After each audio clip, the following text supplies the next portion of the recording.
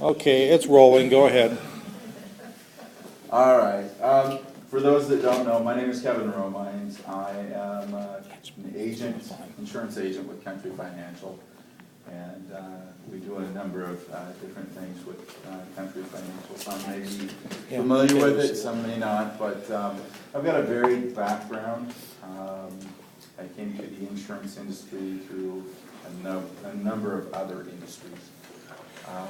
Could you I turn started off that light? years ago in the electrical industry. Because of this I had backlighting. 12 years there, progressed through the ranks, ended the career as an outside salesman, but the thing I liked to do the most was project estimating. So I did a lot of big projects. One of them was the Kraft Mod Mill in Longview for Weyerhaeuser. It was a $400 million project. I got $1 million cable tray order, and I felt pretty good about that in terms of that particular project. From there, I progressed. I left the electrical industry and went to work in the mortgage industry. And I was there for 18 years, 10 of which I had my own mortgage company. And so very well versed in that end of things, the finances and things of that nature. Always had an interest in real estate. Had this little drive, this desire to be involved in the real estate, but you know, I was working so many hours with the mortgage industry. There's only so much a person can do, and so, and on top of that, you would think that I would know more in certain areas coming from the mortgage industry, but at times it was limited in terms of putting deals together and things of that nature. So it took a while to get things rolling there. So basically when I first started, I started flipping houses in traditional methods. Take out a loan, rehab it, hope that you were going to find your buyer, hope that it was going to come along soon, that you didn't have much in the way of carrying costs, and you know, do that kind of thing. And I was successful at it. I was reasonable at it.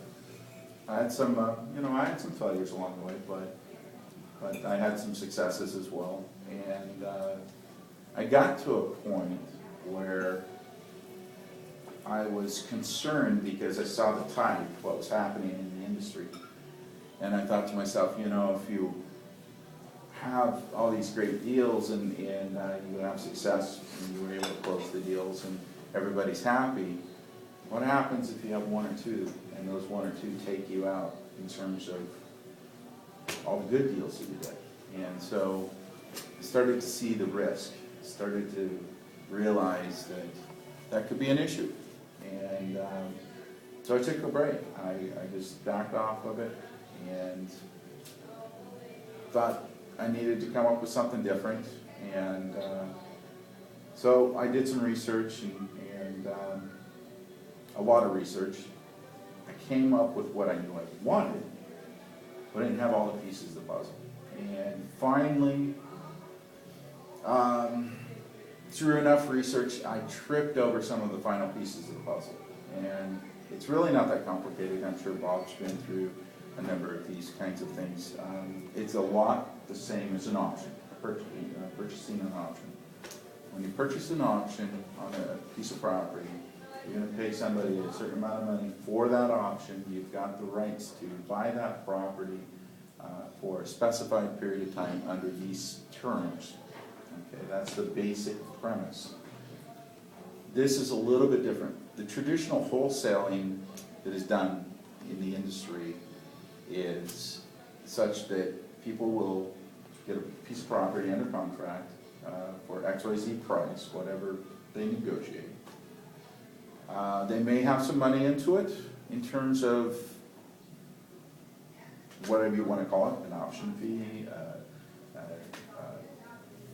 earnest money, whatever you want to call it, or they may have nothing. Once they have the contract, then they then have equitable interest. And with equitable interest, that means that they can sell the paper, they can sell the rights to that contract. That takes many different forms, but a lot of the wholesalers out there, what they will do is they'll get a property under contract. Typically, they've negotiated it better than market rate in some way. They see some value that's there that they figure they can sell for more than what they got under contract for. They turn around, they sell it to the next person, and maybe they collect a $5,000 or $10,000 fee in between, okay? They never did own the property, but they had equitable interest by way of, they had controlling interest for that period of time, that window of time, to sell a house. So that was the basics that I tripped over. Myself, I kind of wanted to do something slightly different, a lot the same, but slightly different. What I wanted to do was, I wanted to have the ability to stay in the deal if I wanted to. Meaning that a quick $5,000, $10,000, $15,000, $20,000, I've even heard of $50,000. Not in this area, I'm sure, but you know, in some areas, is not a bad deal. But I'd rather make money slow and consistently. And if you're not looking for those big fat dollars all the time, it's easier to find those other deals. It's easier to find the deals where the margins are not that big. It's just a matter of being creative with what you're going to do. So, the deals that I've done, I'm into it for three things. How are you doing? Thank you. Good. Good. So I'm into it for three things. I'm into it for Could you sit back a little bit? I'm trying to shoot video. So when I sell them, I sell That's them fine, on that's the fine. Just try, okay. You can sit there. How about here? I just threw Peggy off it. Sorry. How about right I did there? not want to be on camera. Okay. Right there is I fine. have enough as a teacher. I Yeah. don't need that going on. Yeah. You can be my cohort. Right. I'll tell Lori All right. that you were helping me out. Yeah. I'm going here. Okay. So, from my standpoint, I didn't need all the big fat dollars. The other drawback is, for the guys that are looking at, they're doing straight wholesaling, they have to have a couple of things. They have to have a motivated seller. They have to have a house that is below market value, and maybe it needs repairs, maybe it doesn't. If it needs repairs and they're not gonna put the money into it, then they're gonna flip it to a wholesaler, somebody who is gonna rehab it. Or they have to flip it to somebody who is gonna buy it, and they themselves, even though they're gonna live in it, they're gonna rehab it, okay? So you're shrinking your market at that point once you do that, and that's not necessarily a bad thing. There's a lot of rehabbers out there that have cash. They don't need bank loans, or they've got private funding. And so if you have those contacts, I have some, but that wasn't the method that I was going, then you can do that. And there's plenty of people, I'm sure there's people here in Lewis County that are doing it. There's more down in Dallas County. There's even more in Clark County and Thurston County. It's everywhere. And you've all seen it. The We Buy Houses gang, you know. Those guys, what they're doing is they're weeding through, they're looking for motivated sellers, they're looking for houses below market value that they can carve out a certain amount of profit for them, and they're either gonna flip it to somebody who's cash, they're gonna flip it, or maybe they're gonna rehab it themselves, and then they're gonna sell it retail, or just below retail. Maybe they're gonna keep it, they're going to rent it out, maybe they're gonna lease auction it, there's a lot of things. So when I did my deals, I wanted to stay in the deal. I was interested in a couple of things. I knew if I put it together right, I could get it, because I was approaching most of my deals through a lease option when I sold. So I can buy a contract, that gives me controlling interest on the house. I can record the contract at the county level. At that point, I'm rightful owner. If I wanted to do that, I don't necessarily have to do that. And then, because I've got a purchase contract and because of the language in my contract, it gives me certain rights, I can then sell it on a lease option. I can sell it on a contract. I could rent it out. That's not really what I want to do. But when I'm doing that, I'm collecting three sources of income. I'm collecting upfront lease option money, which is non-refundable. And when you do the lease option, you break them up into two. You do a lease, you do an option. You don't do them together. If you do them together and you collect that upfront lease option money, worst case scenario, tenant doesn't leave, says, hey, I don't have to leave, I have ownership rights. They take you to court, judge says, well, this is kind of like a purchase here, even though it's a lease option, because you put the contracts together.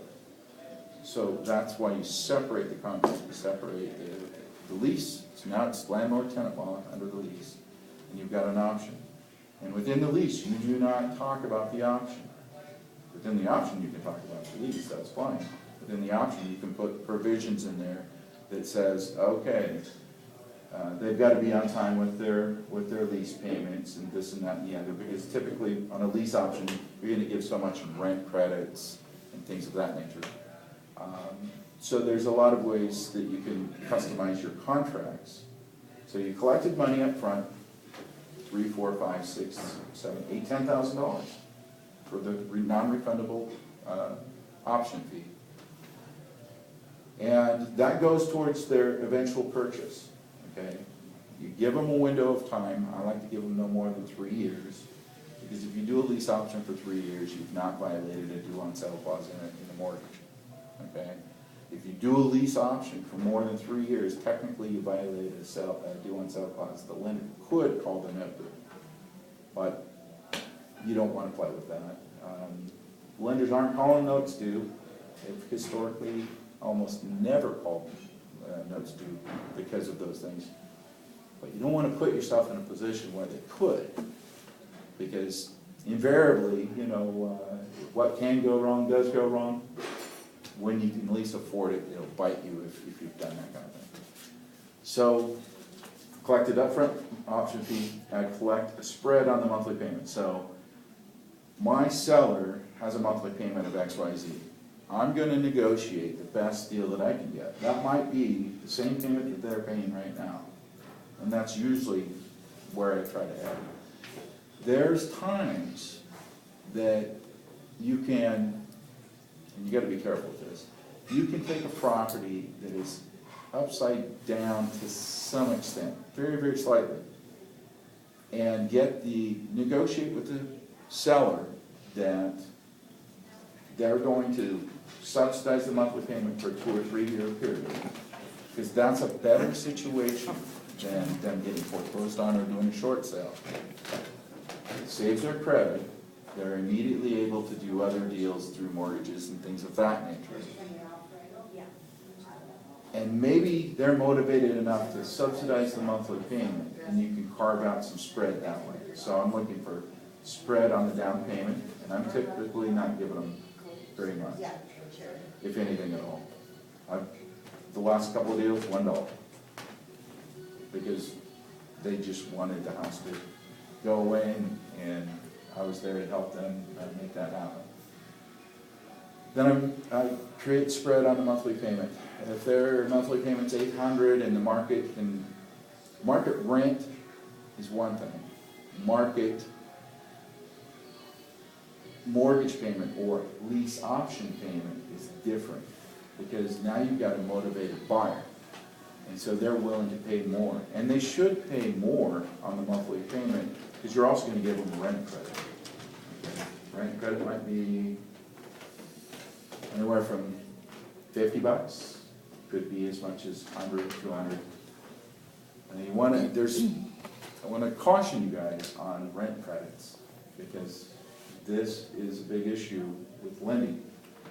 Rent credits, when it comes to loans, you can set the rent credit anywhere you want. It's a contract between you and the seller and the buyer. Okay, whatever you put in the contract is the contract between the two of you. The issue that you're going to run into is with the lender. The way the lender looks at rent credits on a lease option is that they're going to, when they send the appraiser out, they're going to have the appraiser do two values. One being what is the value of the home in its as-is condition. They're also going to do what's the rental value of that property. So they're going to come up with rental comps for that property. And let's say that the property rents for $800 a month. Well, if you set the incoming buyer's payments at $1,000 a month, and the whole 1,000 goes as rent credit, and you did it for like a 2-year contract, so now at the end of 2 years, they got $24,000 in rent credits, the lenders can say, okay, yeah, that's fine, that's the contract between the two of you, but we're not gonna give that buyer that much credit because the rents on that property are $800. You gave $1,000 rent credit, so we're only gonna give what is over and above the normal rents. So if the way to do it, let's say that the market rents on that house is $800, you set it at $1,000, but you give them $200 a month in rent credits, the lender, that'll fly with the lender all day long.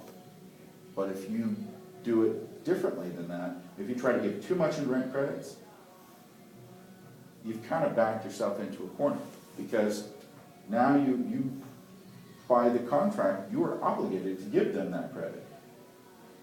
But they're not getting the full benefit of that in terms of the down, to use that money as down payment with the lender. So maybe that hurts them, maybe it doesn't. There's no point in giving them sensitive rent. Just keep it within decent numbers and you'll be all right. So I create spread on the monthly payment, get upfront money, and then I get back end money. Back end money would be, okay, I've got a purchase price of 120 on this property, but I sold it for 140. So now I collected, say, $5,000 up front, so that comes off to 140. Now they only won 35. Maybe I've got rent credits in it, maybe I don't. It just depends on each individual deal. Let's say I don't, just for the sake of easy numbers. So I have a purchase price with my buyer of 140. They gave me $5,000 down. I put that in my pocket, although I highly advise you to put it in the bank and hang on to it. You might need it. And then you collect the spread. Maybe you got a $200, $300 a month spread on your monthly payment for 2 years. So you do the math on that. That can add up pretty quickly. And then you got some back end. If you don't have any rent credits, if you structured the contract such that, well, it's a lease, so until they exercise their option, which is going to happen somewhere within 3 years, it's not like a mortgage, so they're not bringing the balance down. The only thing that brought their balance down would be one of two things: the down payment money up front or the rent credit. Sometimes I do rent credit, so if I don't do rent credit, it's purely just the option fee that they paid up front. That's what brings down their purchase price. So, you had a question? Okay, you're not tying the two contracts together, but you're giving a rent credit. If you wind up having to do an eviction, right, if you wind up having to do an eviction, is the judge gonna look at that rent credit in the other contract, or what? The option paperwork does not go to court, because If he's standing up there yelling and screaming, I got a rent credit, the judge won't look at it. judge could force you to bring in, judge can make you do anything, you know. But separating the paperwork puts you more in line with just landlord-tenant law, because it's a lease, it's an option. They're two totally separate things. In order to, and there's language in the option that says that you must be current and have met all the provisions of the lease in order to exercise your options, or if it's a rent credit situation, in order for you to have gotten all the rent credits that we originally agreed upon that you would get. In other words, if the payment's due on the 1st, maybe they got a grace period till the 5th. After the 5th, they're gonna lose so much of their rent credit, or they're gonna lose the whole rent credit for the month.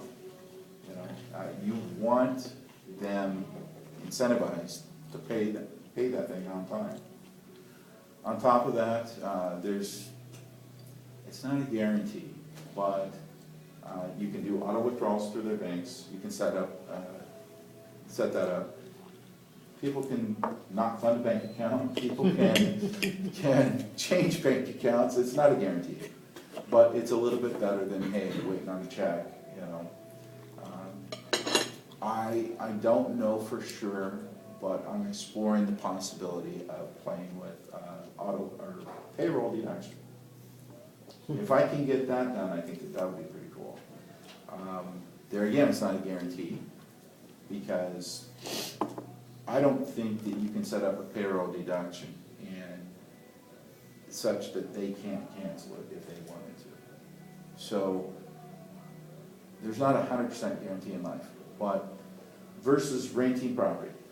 Renting property, you're gonna get deposits, but they're gonna be smaller.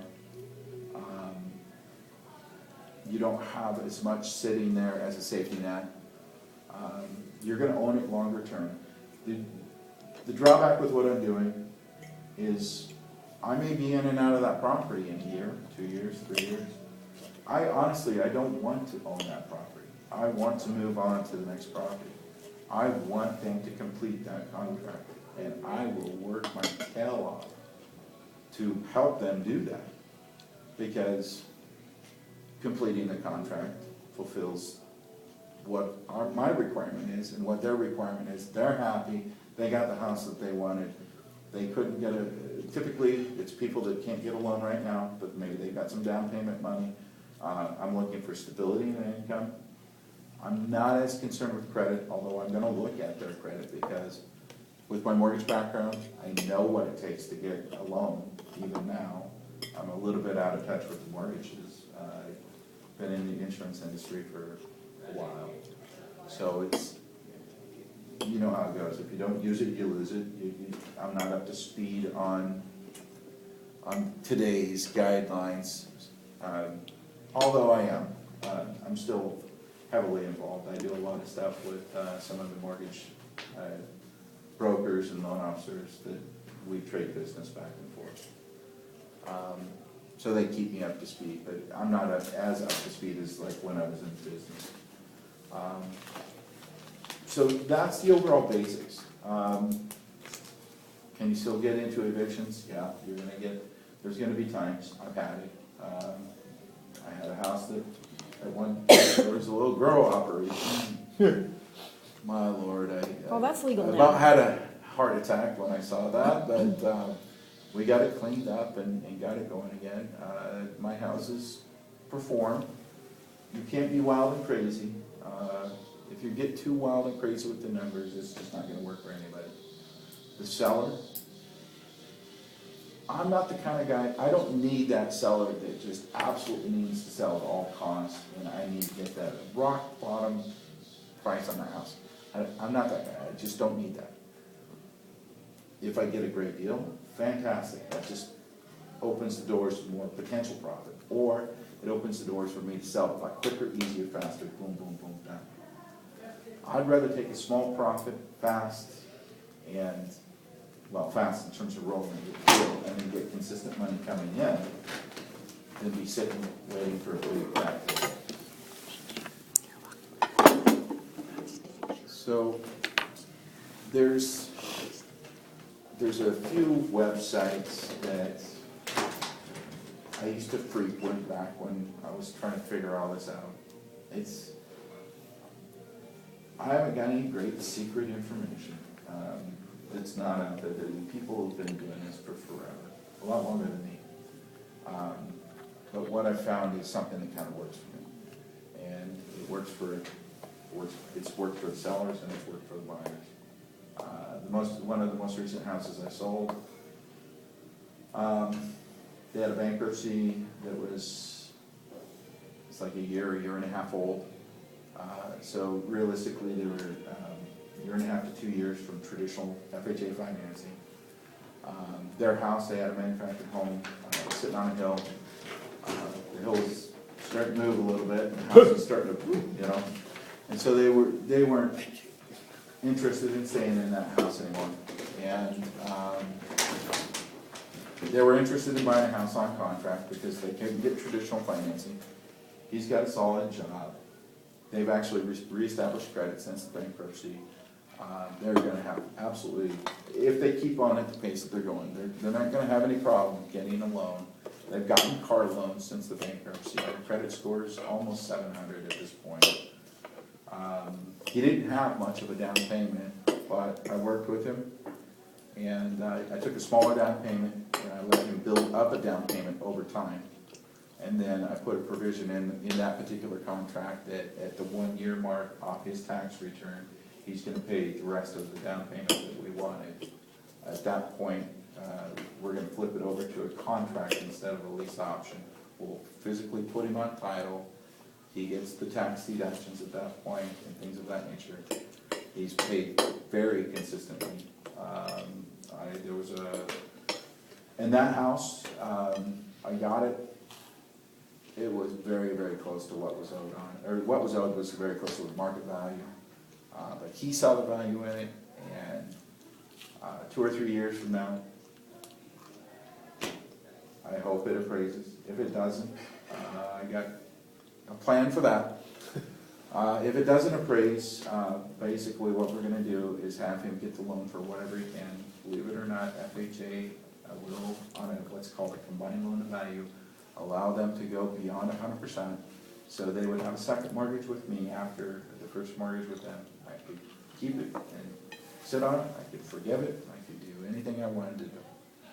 The main thing is get them that house, get them that FHA loan.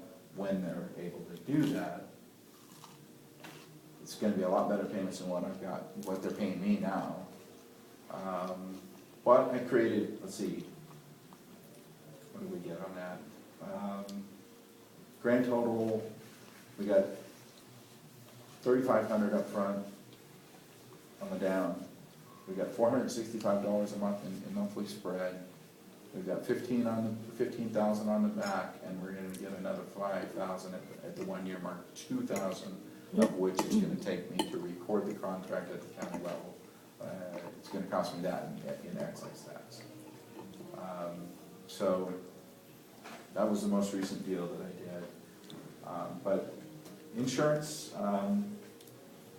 is very, very demanding.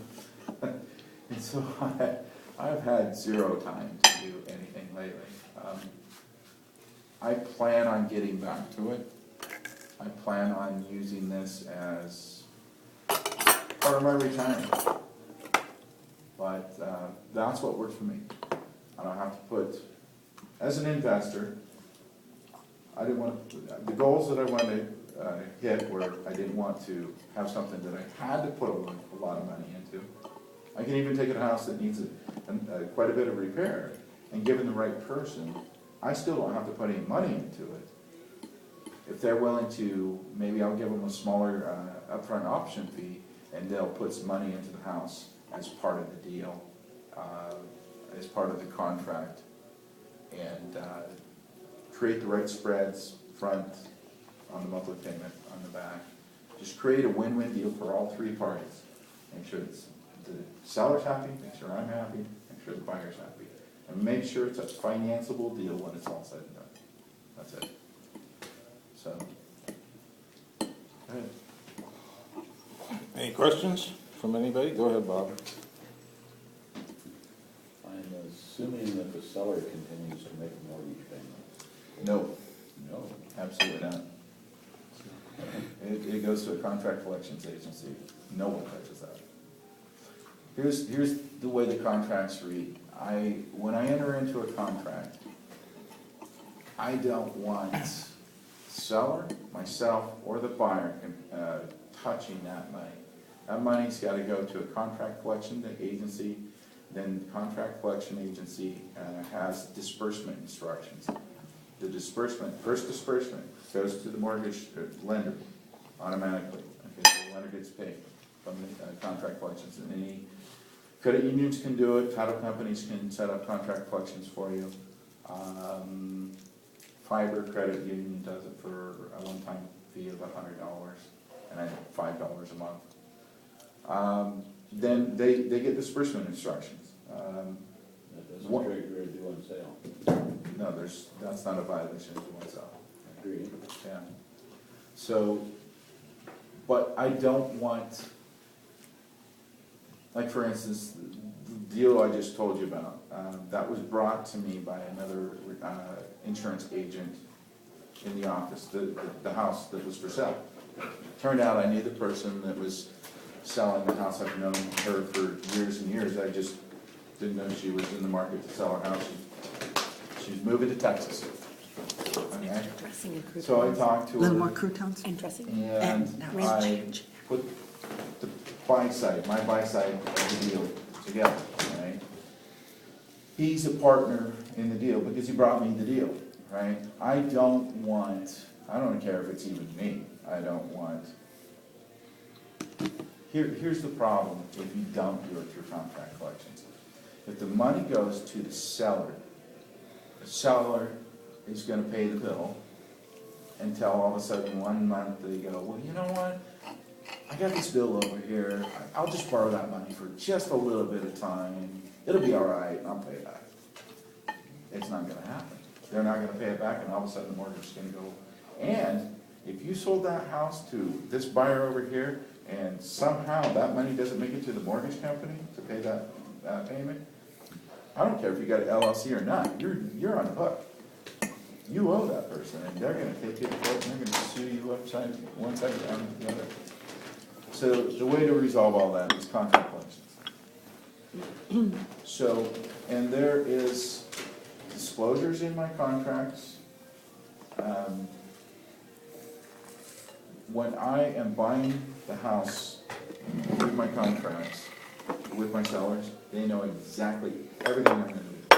I don't, some wholesalers say, okay, we'll buy the house and we'll close in 45 days. What they're really doing is they're taking that 45 days to go find a cash buyer, right? Are they telling the seller that? No.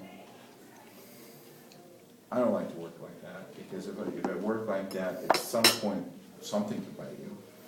I'd much rather be honest, and if that's not the kind of deal that the person's looking for, then it's no go. I'm on to the next potential deal. But if I'm honest, and if I say, okay, this is it, and I spell everything out in my contracts,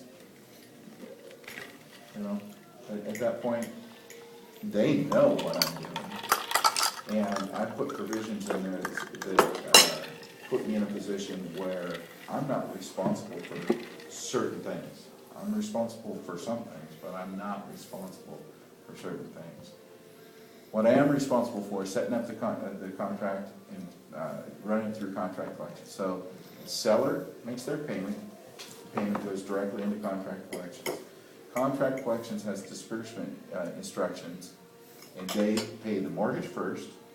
And in the case of this other deal that I just sold, there's only two parties, myself and the other insurance agent. So that money, the $465, goes into an account, and on a given day of the month, he gets half, I get half. And the bank does the disbursement. I don't do. And then the payments are automatic withdrawal. So the money comes in from this person, the mortgage lender, they reach into my bank, they go, whoop, take their mortgage out, I don't have to worry about it.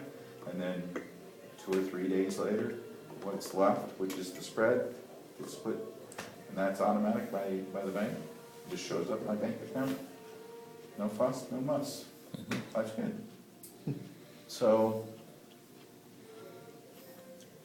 it's not all like that. Don't let me, it's not all bed of roses. There's some work, definite work, and you gotta be careful.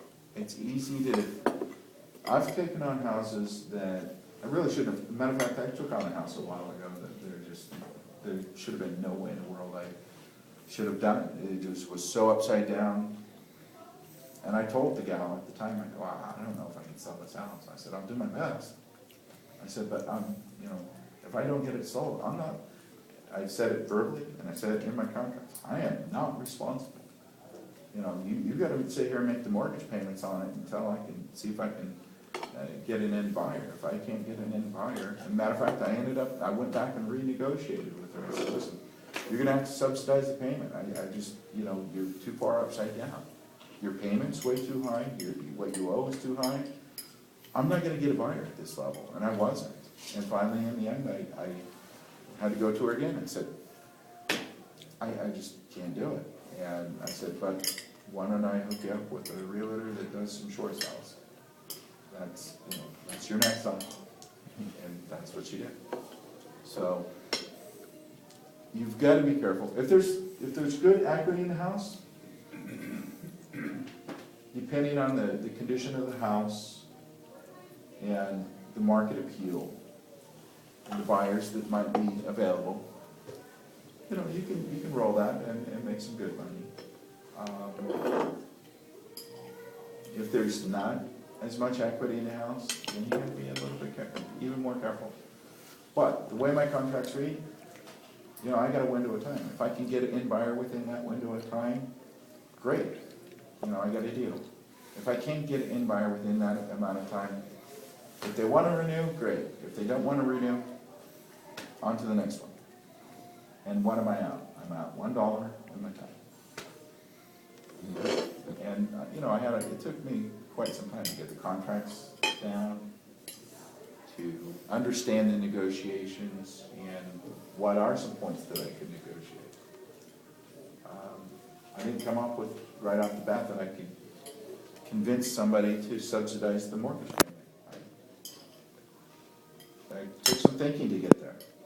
And then it took some guts to approach that situation. But you know what? Honestly, they were willing to do it. Not everybody's going to be willing to do it. Not everybody's capable of doing it. But in certain situations, they'll do it. So, my approach to the rental market isn't really rental. It's kind of a cross or a hybrid between rentals and flipping homes. Well, if you have a rental and you want to sell it, you can do your lease option. Yeah, I mean, the beauty of a lease option is it's basically a rental with a nice back down payment. So, you're going to still do your background checks and things of that nature. And the approach that I'm taking is that, I can overlook some credit issues. I can overlook maybe a lot of credit issues, given certain other strengths elsewhere. Stability in income. If you don't have stability in income, forget it. It's just not going to happen. Credit, see, the other side of the coin is, I know the credit side of it. And there's almost nothing from a credit standpoint when it comes to a mortgage that you can't overcome within 3 years or less. That's the way the guidelines are right now. And that's the way the guidelines will most likely be for the foreseeable future. What's the worst things that you guys can think of when it comes to credit? Bankruptcy, foreclosure, short sale. Short sale's not as bad as foreclosure, but it's looked at upon from a mortgage lender standpoint as basically like a foreclosure. Deed in lieu, okay? Any one of those can be overcome by 3 years, rebuilding your credit, having the proper credit score at the end of the 3 years, having stability in your income, having the proper debt ratios, and qualifying for an FHA loan. So unless FHA guidelines change dramatically, that'll probably still be the case in the future. USDA, same 3 years, now you get 100% financing. So, and the credit score requirements aren't near as strict. Although, don't get me wrong, to close an USDA loan takes longer, and there's more involved. But FHA, okay, you find a house, you're going to do a lease option on it, the house needs repairs. Well, the buyer can do an FHA 203K rehab. So when they go to refinance it in 1, 2, or 3 years, it needs repairs. Well, they can do an FHA 203K rehab loan, and that'll pay off the mortgage, and that'll give them the money to rehab the house. And the limitation right now is that the loan cannot exceed 125% of the appraised value. 125%. I'm not kidding you. That's and that's been the guideline for years, and it's probably not going to change. So it's about understanding guidelines, loan guidelines. It's about See, the other side of the coin too is when the industry melted down and almost nobody could get a loan. There was a certain period of time when almost nobody could get a loan. I had people with 800 credit scores that weren't getting loans for one reason or another. It took this whole market of people, and shoved them out of that market, and they still wanted to buy, they still wanted to own, they still wanted to do things. Maybe they had money, maybe they didn't, maybe they had a ding on their credit, there was something that was keeping them from getting a loan. But otherwise, these were people at times that were very qualified borrowers. But now, because the market shifted, the people didn't so much shift, some people did, but the market shifted. So who's feeding these people? Who's giving these people the ability to buy these houses? It's the private market. If you don't give these people through contracts, through some other means, the ability to buy these houses, what are they doing? They're renting. Or they're buying it from somebody else who's offering a contract of some sort.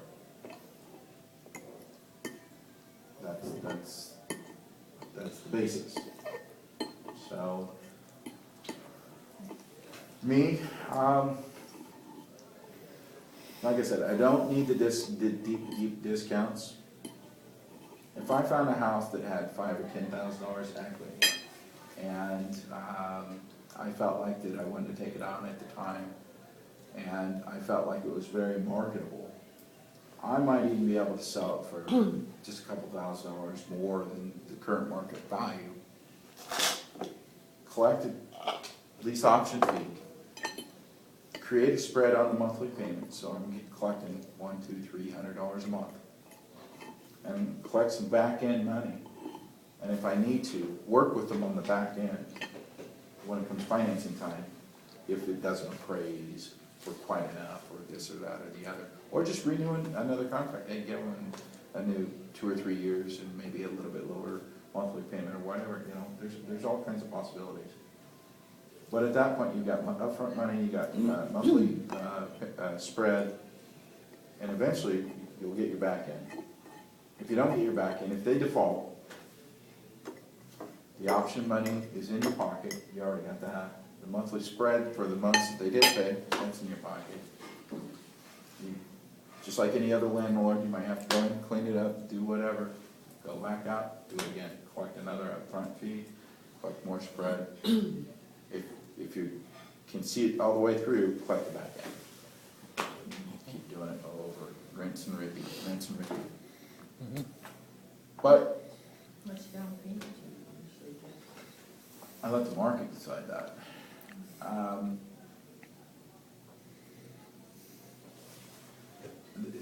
The market is going to decide that based on the condition of the house, the value of the house, the demand for the house. If you got people standing in line, kind of competing over the house, you can move that price around. So basically, you kind of have to know the market a little bit. What's the competing houses going for? But you're not really competing for the houses that are on the MLS and that are being sold in traditional ways. These are going to buyers that are specifically looking for some kind of contract. So you just kind of fill out the market a little bit. Don't push it too high. If you push it too high, you'll feel like the Maytag repairman. You'll be sitting there with nobody knocking on your door. But be reasonable about it too. Don't let somebody in there for close to nothing, because if that's that skin in the game. Everybody needs to have skin in the game, and that, you know, it's going to come off their purchase price anyway. So if they complete the option, great. You know, they do good. If they can't complete the option, work with them as much as you can. But you guys know the limits of, you know, where to stop, and, you know, cut your losses, get them out, move on. So, but I'm telling you, in the bigger areas, the areas where there's more demand, where it's easier to roll fast, it's not unheard of to get a $10,000, $15,000, $20,000 option fee. $20,000 sounds huge to me, honestly, but people are getting it in certain areas. I don't know that we would get it around here, I did hear today that one of the other agents in the office he's got a number of realtors in the Clark County area. Clark County's fast running out of inventory. So their market's turning around. I don't personally know that. I haven't went and looked lately. I don't feel like Cowlitz County's turning around. I'm not sure about Lewis County. I don't think that we're out of inventory here. No. But the other side of the coin too is if you're actively looking for this kind of business, regardless of the economic conditions, there's always going to be somebody that is motivated in the right ways to sell. And if they're motivated in the right ways to sell, that's the first leg of your contract.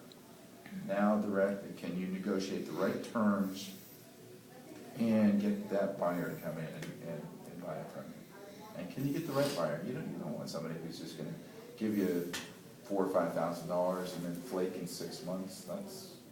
That's no good for anybody. So get a buyer that you truly think can actually complete it. And how did the attorney drop the papers?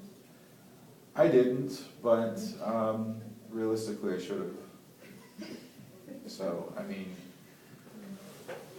I've got a lot of time into it, and I know where to find certain stuff. Well, yeah, you can find it.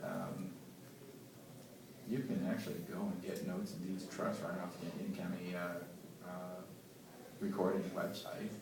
You can get an FHA, Fannie Mae, Freddie Mac note and deed of trust. Go through the note and deed of trust. Hey, I like that.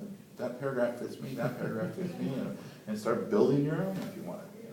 There's a lot of truth to that's how, in part, how I built my contracts. I got other stuff from other things, but I didn't. It's not like I sat down and said, okay, this is how I think it should be written, and wrote it myself. I just didn't do it. Could an attorney shoot a hole in it? Probably. If I get bid hard enough, will I go and see my local attorney? Probably. So, but yeah, have a real estate attorney draft them up. These are documents that the average real estate attorney is going to be very familiar with. They're not unusual documents. The whole premise behind this is you're controlling the property through the purchase contract, and you're not putting much of any money into that. Typically, you would put earnest money down. Okay, earnest money typically is anywhere from $500 to a couple $1,000. It could be zero, but through this purchase contract, that's what gives you all your rights. And I use my purchase contracts because my purchase contracts are geared specifically to what I'm doing. And it gives me certain control and certain rights. And I need that for what I'm doing. So, a little bit of exploring, but you want to go to some websites. Here's some websites that I frequented there's tons of information here. One of the best ones that I know of is www.reiclub.com. REI Club is a website for wholesaling, subject to buying property subject to the existing mortgage, lease options. It's basically everything investor. Then you can go to www.biggerpockets.com. It's either Bigger Pockets or Big Pockets, one of the two. There's a ton of stuff on there. It's investors all across the nation that are working with real estate in this way. It's a forum. Ask your questions, whatever questions that you've got. Go through the questions that have already been asked. Go through the threads and things of that nature. You'll learn a ton of information. There's a ton of links on there for various different things that you could need, depending on what you want to do, how you want to do it. Another option is get a real estate license. But Bob could probably attest, there's certain limitations when you're a realtor, there's certain things that, he probably can't